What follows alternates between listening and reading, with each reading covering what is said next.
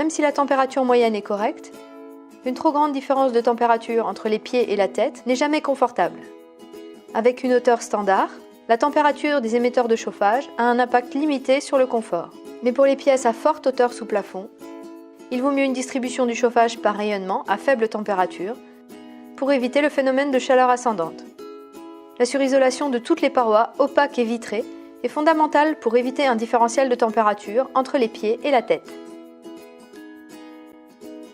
Même si au rez-de-chaussée, la maison reste fraîche, fermer les fenêtres assez tôt dans la journée permet d'éviter que l'air chaud ne s'engouffre et ne vienne se loger à l'étage.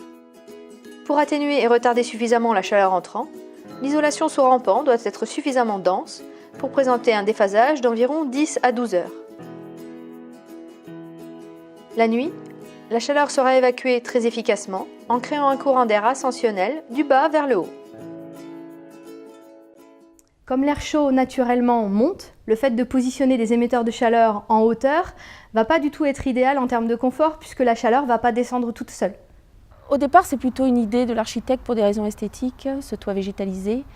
Et en fait, on s'est rendu compte que dans la partie nuit, ça apportait de la fraîcheur. Donc on est très content. Dans cette partie du séjour, nous n'avons pas eu les moyens de mettre un isolant sous le carrelage.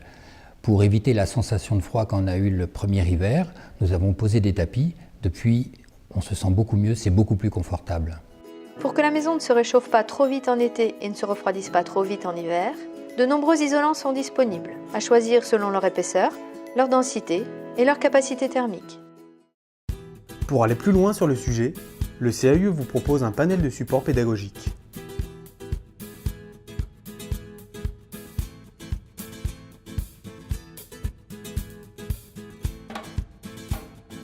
Et pour chez vous, l'équipe du CAUE vous accueille gratuitement pour des conseils personnalisés.